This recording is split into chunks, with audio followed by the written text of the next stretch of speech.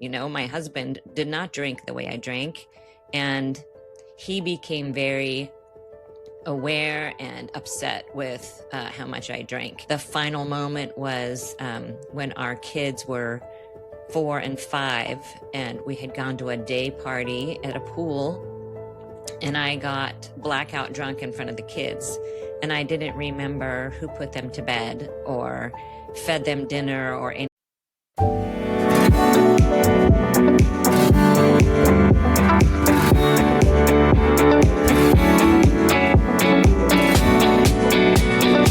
Hi, Mary. Welcome to Aligned Voices.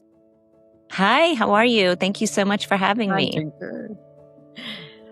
Thank you so much for taking time to speak to us about your life, your experience, your recovery. So, begin with your outward life looked picture perfect for years while you were struggling. What's that one moment where the gap between how you looked and how you felt was the wildest? Well, that gap was there for a long time, but it went unnoticed because I was single for so long. So, outwardly, if I was at a party or and drinking and getting out of control and having a lot of fun, people just thought I was like kind of fun, the life of the party. I was never like an angry or a crying drunk. But then the next day at home alone, I would just be wrecked, and emotionally and physically. And I kind of put up with that for a long time until I got married, and there was a witness to it the next day. My husband did not drink the way I drank, and he became very aware and upset with how much I drank. And the final moment was when our kids were 4 and 5, and we had gone to a day party at a pool, and I got blackout drunk in front of the kids, and I didn't remember who put them to bed or fed them dinner or anything. And then that next day, I just said, I can't do this anymore. It's unsafe and it's exhausting, and I kind of hate myself for it. So that was what finally made me quit. And heard you saying Fun Mary was the identity alcohol gave you. Right. Who was Fun Mary and what was she covering for? Fun Mary was covering up an insecure person who had a little bit of social anxiety. From when I was a teenager, I was always so eager to be in on everything. I wanted to play every sport and join every club and hang out with the popular kids. And I just felt like I was in my head a lot, like I was always really self-conscious.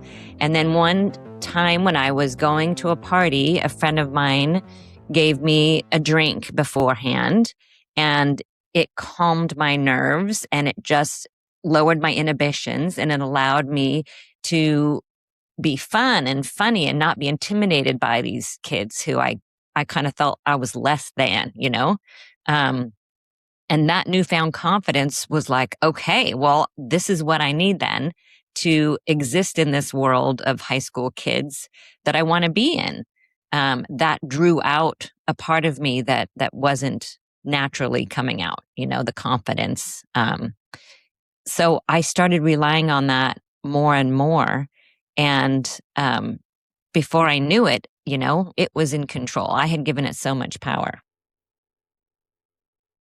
And talking about your early years, what was your childhood like? What was the teenage like? Were you struggling somewhere? Were you trying to fit in? Were you trying to be a people pleaser? Yes. I am the sixth of 7 American Irish Catholic kids, and I came from a very strict family. So I felt like everybody else had more freedoms and more money to spend than we did. So I already felt kind of left out. It wasn't like I was from a broken home or an alcoholic home. My parents were just super strict. They were all about education and sports. And then anything else besides that was not important. It's not like they didn't let me out of the house, but I had the strictest curfew, and like we couldn't watch TV on school days. I had a 3-minute phone limit. So I just felt really restricted, and I loved going out and getting absolutely unrestricted, just kind of losing control. However, because I had that tight curfew and I had to wake up my mom to tell her I was home, I had to, like, it was like Cinderella, like the clock struck 12 and I had to be home, and I would use mouthwash and, eye drops and perfume just to get rid of the alcohol smell, and a little bit of weed back then when I was in high school. And so I had this double life that I had to lead, totally secret drinking life and then totally secret hangovers the next day. And besides alcohol, did you ever consume any substance? I did. I grew up in the Central Valley of California. There was a lot of weed there. So I did smoke a little weed. That wasn't anything that was, I didn't feel like that was my issue, I did try cocaine in college down in San Diego. That was kind of the popular thing to do. But again, that wasn't really my thing. Alcohol was really what felt like it was my best friend. So if someone is functioning, holding down a career, raising kids, showing up, can they still have a real problem? What functioning Absolutely. actually, and what did it actually cost you? I did function. I had a big job as a producer, a television producer. I was raising 2 kids. Am married. And it stressed out all of those things. Because I was high functioning, I could kind of, suck it up and get it all done. But it really took a toll on my insides. Like my sense of self-worth really took a beating. I had a lot of shame and remorse around my drinking behavior. When I was hungover, I certainly wasn't up to my A game at work or as a parent or as a wife. And because I am a high achiever, I really beat myself up about that stuff. I just felt like alcohol was a problem I was always going to have and always have to contend with. I didn't think that I had it in me to quit. Like I couldn't imagine life without it. So I just felt for a number of years like I was stuck in this vicious cycle. And talking about the turning points, was there a single moment, a turning point, or was it more of a slow accumulation? It was both. It was becoming more and more obvious to me that I had a problem. Like for years, I tried to justify it. Like, because I hung out with people who drank like me. I'm like, I'm just like them. Why am I giving myself a hard time when they don't seem to have a problem? We drank the same amount last night. But then once I was married and had kids, it was like a mirror held up to my face. I was letting them down. I was having blackouts more frequently without necessarily drinking more. I think my body was just starting to reject alcohol more. I wasn't getting a buzz on the weekdays. Like I used to just drink 2 glasses of wine on the weeknights just to kind of get me through the parenting or after work stress. And those weren't doing anything anymore. And I didn't want to become a bottle of wine a night drinker. To me, in my mind, that was who had a problem. So I always made sure I kept it under that on the weeknights. But then on the weekends, if my husband and I went out and got a babysitter, then I would kind of be like, ooh, yay, it's time to go out and party. And I mean, I was 40 by the time I had my first kid. So I had so many years of single living, and that's how I lived for so many years. But then the blackouts would come and I was like, gosh, I don't even remember feeling drunk last night. And I blacked out. Like, I don't remember how the evening ended. So I was getting to the point where I'm like, this is not sustainable. I cannot be a safe mom and drink like this. I can't be a good partner to my husband because it's, making him crazy. So I knew the end was coming, but that last day at that daytime pool party when I got blackout drunk in front of my kids, that was the first time I had done that. Usually I kept my drinking separate from them. that was when I just said, okay, that's it. I can't. Something bad's going to happen if I keep this up. So I have to quit. And you got sober when I think your kids were 4 and 5. Yes. So did becoming a parent change the stakes of that decision? It made all the difference. I would love to say that I got sober for myself. But I did get sober for myself, but it took my kids to push me over the edge. It took being concerned about what kind of mom I look like to them. I was the one-armed mommy with a glass of wine in my hand all the time, playing with them. And I just started realizing like that's not who I wanted to be. And did any of your kids point out, or did they know about it as well? Did they realize that you had a problem with alcohol?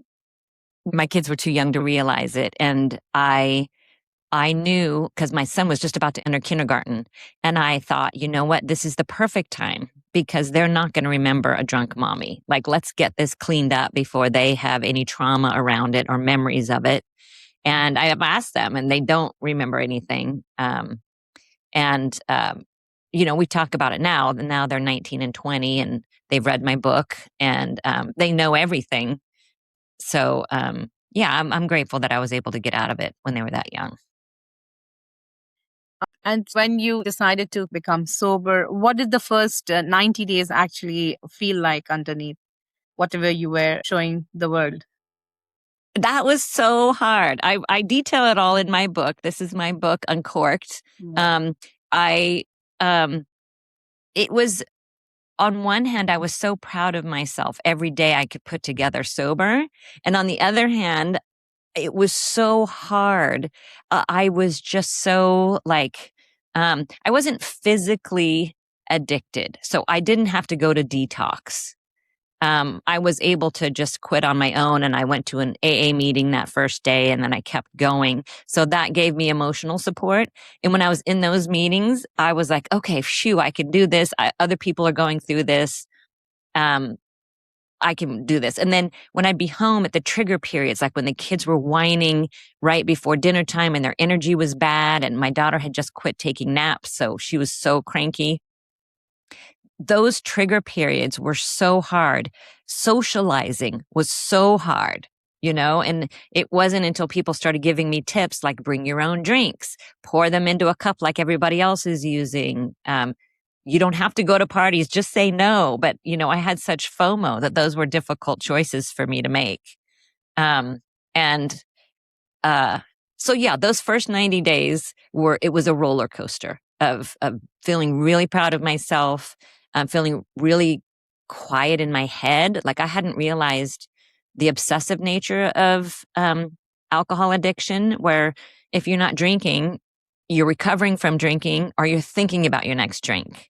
That was my experience. And so to turn off all that energy in the brain was really freeing. So like I said, it was a roller coaster.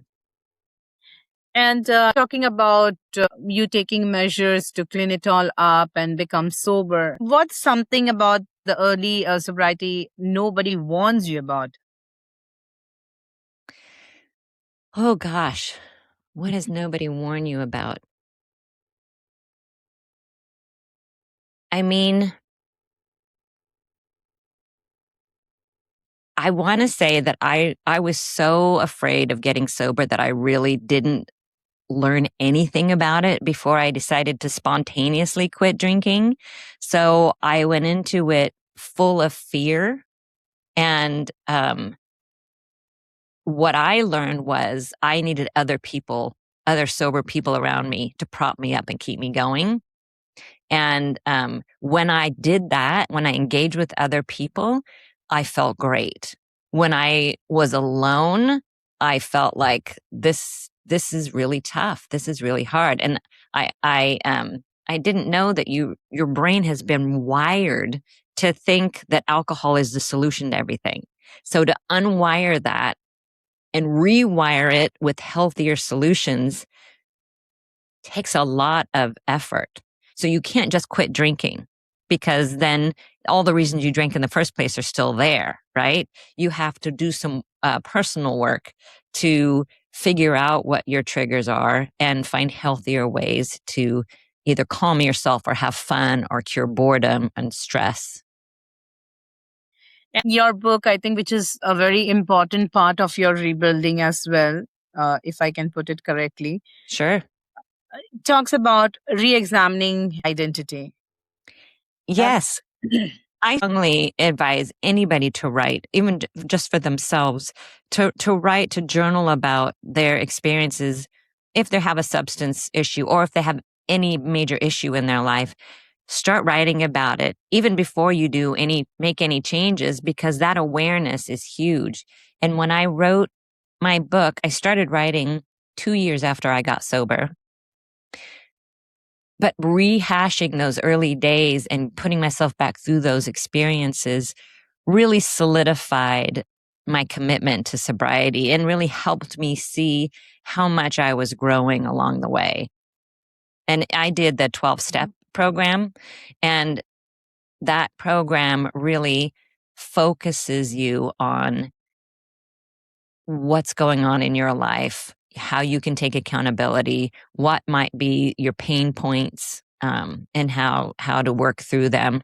So writing about all that process really deepened my sobriety, and it helped me kind of zoom out and take a bigger look at my whole life and the people's lives around me who I affected.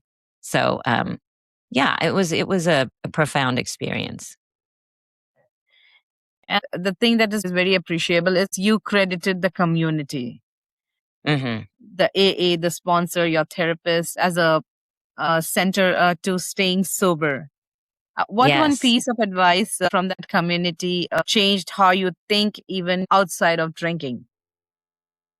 Well, a few things come to mind right away. One is do the next right thing, which means if you mess up in any way, don't dwell on it, just apologize and then do the next right thing, whether it's to that person or for yourself or what have you. Don't let relapses or mistakes with other people stymie your progress, you know? And then one day at a time, like all you have is today. Don't future trip about not drinking for the rest of your life or not anything for the rest of your life. You just have today, which is something I always have to tell myself because I'm a bit of a worrywart and I'm always worrying about something in the future that's hasn't happened to my kids, but might happen, you know? And I have to remind myself, just all we have is today, one day at a time. Are they okay today? Yes. So don't worry about it. And talking about relapses, which is also an integral part of your recovery journey. No, not mine, luckily. I didn't have it. That's a part of many people's recovery. And what do you think helped you to stay so strong and not giving into temptation? I think I waited a really long time to get sober. And I think I knew when I got to that point that it wasn't going to do me any good, that I was never going to be able to control my drinking. I said a prayer that day, and I asked God for help to quit drinking. And I had never asked for his help before. I used to ask him to help me control my drinking, but that was the wrong prayer because I was never going to be able to control my drinking. So I do think I had a little divine intervention there to kickstart my sobriety. And then just staying connected to community has been so helpful. Because anytime I think like, oh, so-and-so started drinking again, I maybe I could try it. Then I say that to somebody else and they're like, no, you can't. You know, you can. I'm like, you're right. I can't. So it's been 15 years since you have held that glass in your hand. Yes, almost. And I've been sober for almost half that amount of time.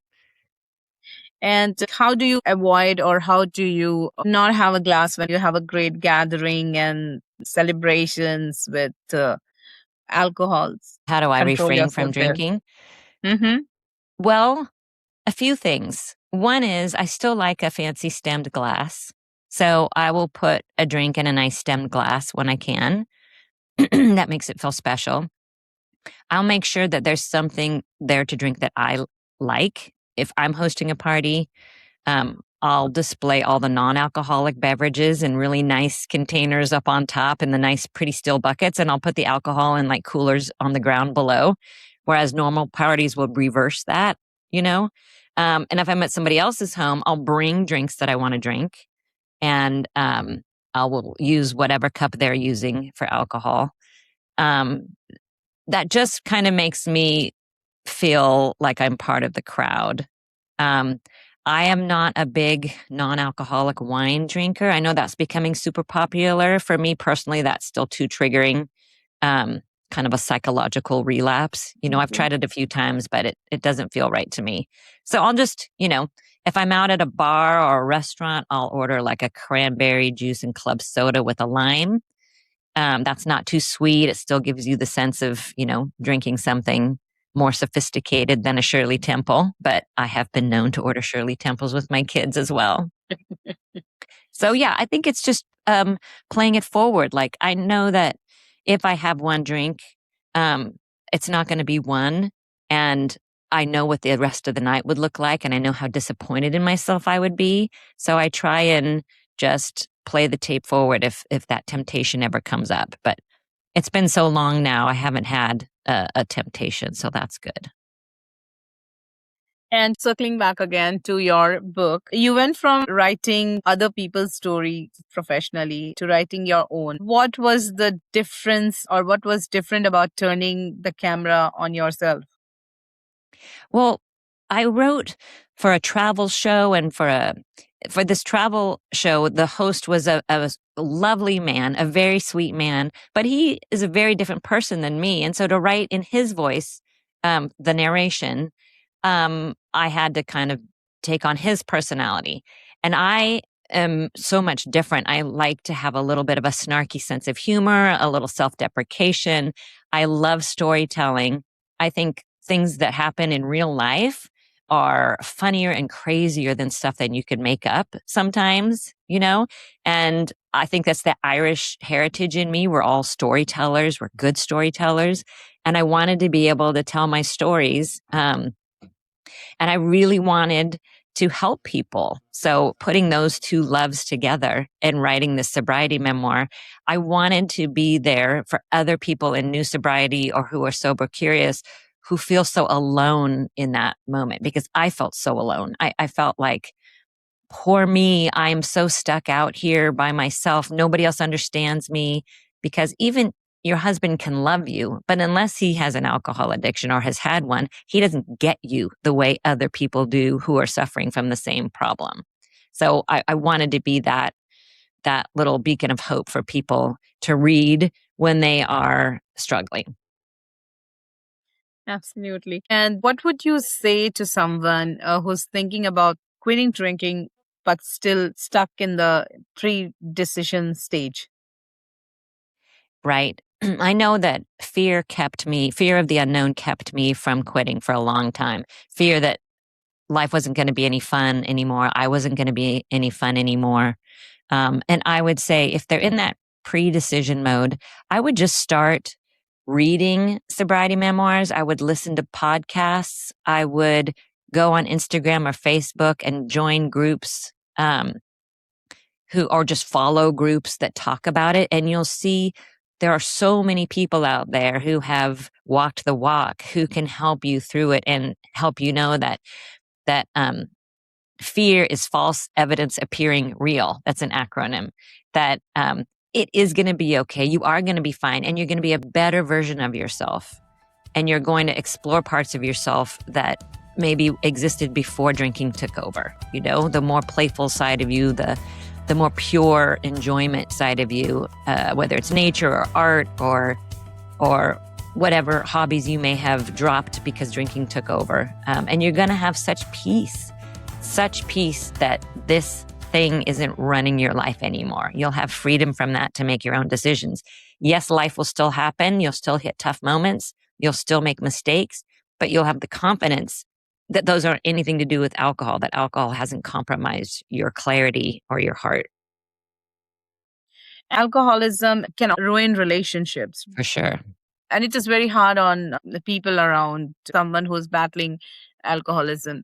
So, did you experience something of that sort as well with your close family members? Yeah, with my husband for sure. He was worried about me. He was annoyed. He was angry. Like when we were with the kids that last time, he was ready to leave me at the party and just take the kids home because I was that far out of it. And I don't blame him, you know? I think he was very frustrated having that same conversation over and over with me after I had drunk too much. And he would say, like, you were repeating yourself, you were loud, I was embarrassed. Um, it was definitely causing stress on our marriage. Absolutely. But outside of that relationship, I think I was pretty good at hiding my alcoholism.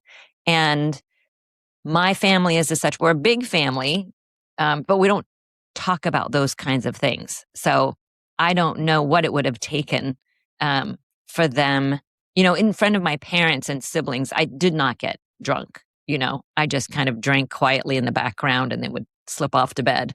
So I didn't do anything that would have probably caused them to sit down and have a discussion with me. And with my friends, I usually surrounded myself with people who drank like I did. Nobody else was kind of sitting me down and telling me I had a problem. And did you ever have an honest communication with someone when you were drinking too much about it? Was there someone for you? There was that my one friend who was in AA, she and I used to party together and she got sober 4 years before I did. She was the one person I would call and say, I really overdid it last night. I think I have a problem. Um, and because I knew she would listen without judgment. And what sort of support did you receive from the programs, the meetings, and from the community, your loved ones, when you were trying to get sober? Well, AA, I got all sorts of support and education, which was important. I really needed an education to understand what alcohol had done to me and understand my, you know, going through the 12 steps of just surrendering, saying I cannot drink, you know, what have I done to people because of my drinking? What have I allowed happen to me? How can I make up for that? How can I move on and help other people who are struggling? And then, you know, there's always people you can call at these meetings. People give you phone numbers. You can always call them. You have a sponsor. You know, you have to choose a sponsor, but they're always there for you to talk to. And then outside of AA, I told my family. It was really hard for me. I don't know why, because if any of my siblings had told me they had a problem, I would have been warm and understanding. But I think for me, it was admitting defeat. Um, it was admitting that I was incapable of solving this problem was hard for me. But once I did it, everybody in my family was so understanding and welcoming and loving about it. I do have an older sister who had gotten sober a long time ago, but she was 12 years older than me, and I really wasn't a witness to her struggle or her recovery, but I knew she had recovered. With my friends, they were all warm and supportive, except for a couple who I realized were probably just drinking buddies. You know, they questioned me like, "You don't drink more than we do, and you just worry too much." And I just felt really unsupported by that. You know, if anybody tells you they have a problem, you should just take them at their word and not try and convince them otherwise. Absolutely. And it's been over a decade of sobriety. What does contentment look like for you now versus what you thought happiness looked like at 25? Um, Contentment is an inner peace. So it looks the same on the outside, but it feels so different on the inside. Before, I never wanted to be alone because that critical voice in my head would flare up and be like, you're not good enough at this, you're not good enough at that, you drink too much, you know. And now I feel good. I feel good that I am doing my best to be a good person and a healthy person inside and out for myself and for others.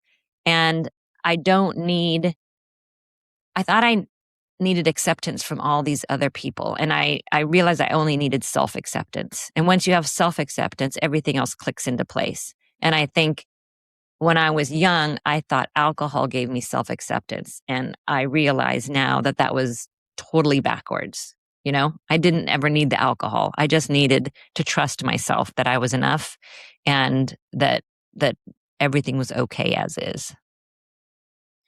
Your book, Uncorked, it hit the number one in its category, and it did win an award as well. What is it like having this most private chapter of your life become the most public thing you have ever done?